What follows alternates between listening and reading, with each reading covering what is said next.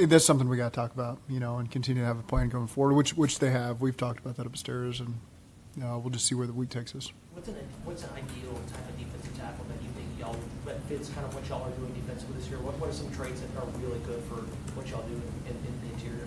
Good versus the run on the pass. The usage of the tight ends yesterday, was that game specific, or is it something you think as you evolve you can lean into that a little bit? I think we got a great grouping of tight ends, and so again, that's been a part of where we saw this going all spring and training camp.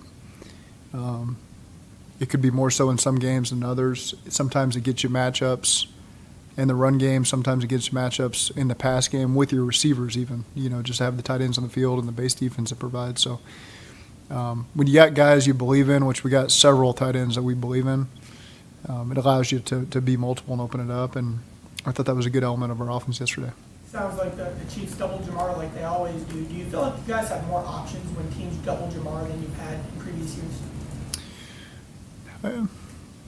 It's hard for me to say because we've had a lot of talent that's been here and left as well. So just maybe different ways that we can use it and uncover Jamar too, And so, again, I felt good about how we utilized Jamar yesterday. I know he didn't have a ton of targets, but it was more so because his presence really opened things up for a lot of other guys because of the attention he got.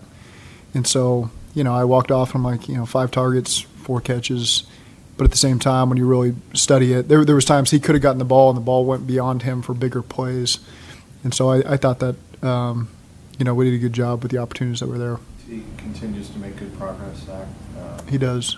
Yeah. I think this extra day really helps this week. So they're in goal line defense. And so you need as many big people as you can because you're just overloaded and it's 0. And it was a rare situation that will probably never occur again, where we had 47 goal line plays on the one possession where we had to get, we weren't sure if we were going to get him back in that drive or not. I kept looking at the tunnel, waiting to see if he was going to come out of the tunnel any moment.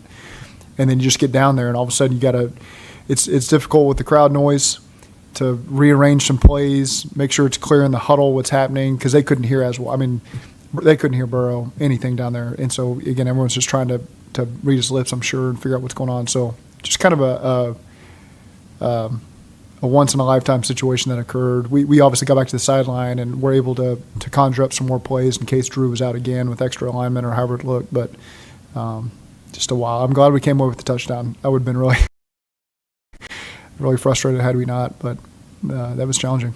When you look back at the pass interference plays, were guys in the spots they were supposed to be? Did that change when Patrick scrambled at all? Yeah, I mean, anytime you're in zone and he scrambles, it always creates guys that are having to move and match receivers, and it's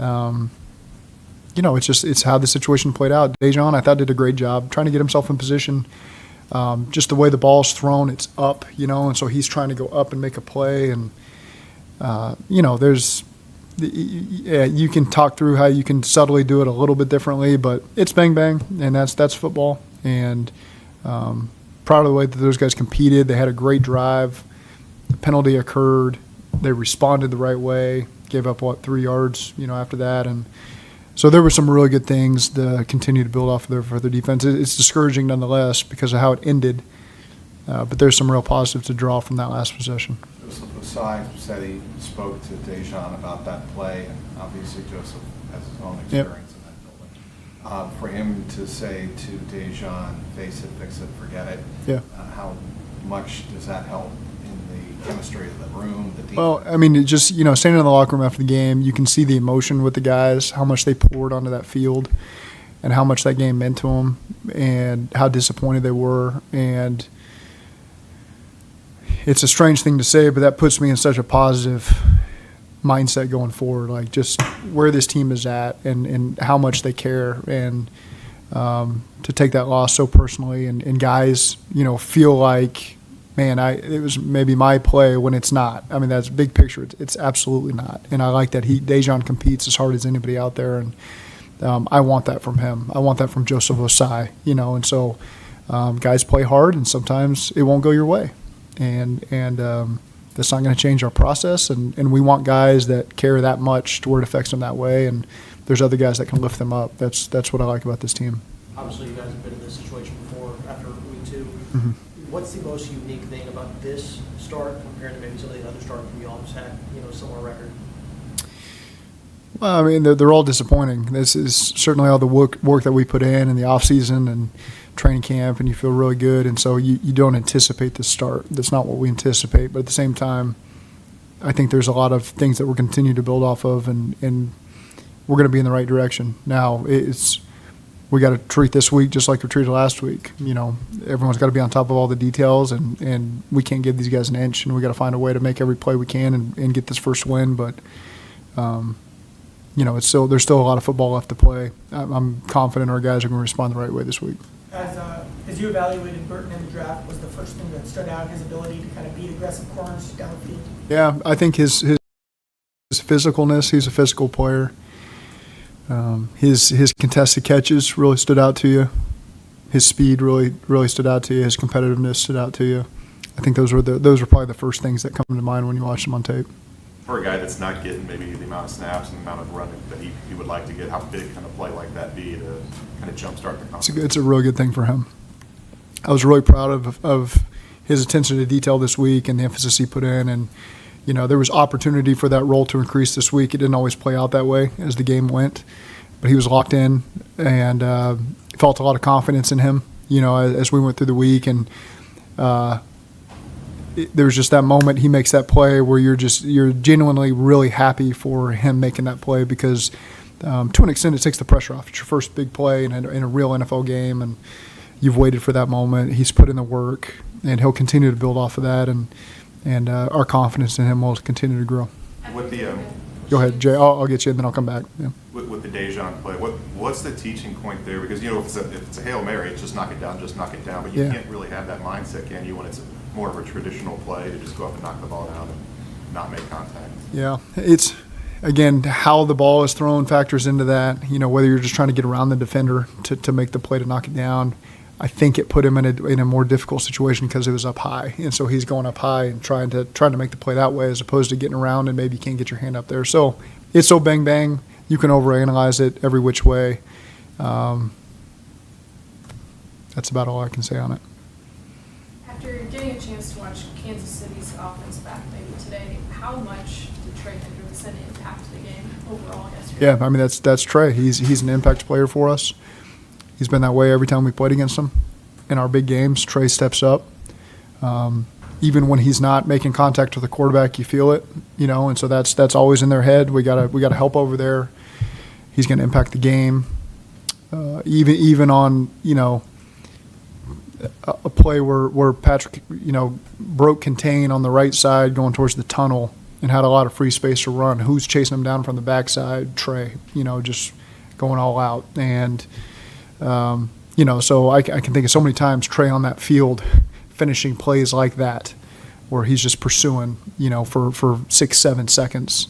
Sam, same way. And so, again, those are guys that we count on to make those plays for us, and they certainly had their really strong moments last night for us. Cam, was that one of the better picks you've seen here? Cam Taylor? Yeah. Yeah, it's an amazing play. He's just got – some guys just have great – and – I said last night, he's a quarterback, so he played catch his whole life. He probably played catch and threw and you catch, and that translated. I always felt that genuinely at Nebraska. He had tremendous ball skills, and that shows up in practice for us. That shows up in games. Last year he had a bunch of great picks. And so, again, he just knows how to judge the ball. And, sometimes the ball's thrown in a certain way where one-hand catch is a little – you got a better shot at it. So he was kind of in that body position where he could snatch it with his right hand, and it was an impressive play. Y'all have avoided going 0-3, I think, since Burrow's been losing 3 straight games, since Burrow's rookie year. Why have y'all been able to bounce back historically when y'all have slow starts, or maybe you suffer a couple of losses back to back? Yeah, it's hard. I mean, we don't use the word avoiding losing. I mean, we're going to win. That's just our mindset. So I don't have a great answer for you there. It's just we're going to find a way to win. Every game is different, every circumstance and situation, but do you have a baseline of when it's too early to go for 2? It's conversation. The game flow will dictate that too. And so probably the moment you're referring to is when we missed the extra point maybe. And so, however you want to look at that, had you made that, they're kicking the game-tying field goal at the end of the game, by kicking that extra point. And so I think you can slice that a couple different ways. I felt like our red zone defense was really good and had done a good job holding them to field goals, as opposed, they got the long touchdown obviously on the go route, but our defense had a lot of faith that we were going to hold them to field goals and not touchdowns, and so 2 field goals is going to have to be what's required of them. So third quarter just felt too early to go for 2, and felt like let's just take the points and keep this a 6-point lead. What were your experience, Zach, in an emotional game, close game, and what happens with Jamar in the fourth quarter? What has been your experience as the best way to handle the player, the team, and that whole dynamic? It's always unique. I mean, every situation is unique, and every player is different. And again, just trying to get everyone to settle down and take a deep breath, because sometimes you get in a moment and it's a very emotional moment, and everyone reacts a little differently, and so you got to find the right way to get to them. And obviously, that's not something we can take us out of a 3rd and 6, 3rd and 7 to a 3rd and long. That really now we're just trying to get back in field goal range to ensure the kick at that point. And so those aren't. That's not what we're about. Obviously, those are things that we've avoided in the past, and something we got to rectify. You've known Jamar a while now. Would you say wins and production make him the happiest on the field? I admire his competitiveness. I don't ever want to try to tame that energy and that competitiveness, because that's what makes him one of the greatest in this league. And so, again, he knows, but I like that fire from him. Sure, there's been times I've had to rip him for the penalties he's gotten against the Chiefs, but I can think of the one here a couple years ago after the touchdown. But at the same time, that's the competitiveness that I want from him, and we feed off of that. And so, again, it's just managing it the right way, but I respect that about Jamar. Do you feel like any of the off-field stuff that he's had to deal with have maybe contributed to anything like that? You'd have to ask him. Yeah, I don't know. Okay, thank you. I'm here, and every day I am grateful for my experience to have played professional football. As a player, I realized self-motivation, leadership, and appreciating your teammates are key. At First Star Logistics, you can use those same attributes to create the life you want for you and your family. Build your future by working hard like I did. You'll see results both on and off the field. Call First Star Logistics today and be part of our winning team. Opportunity knocking.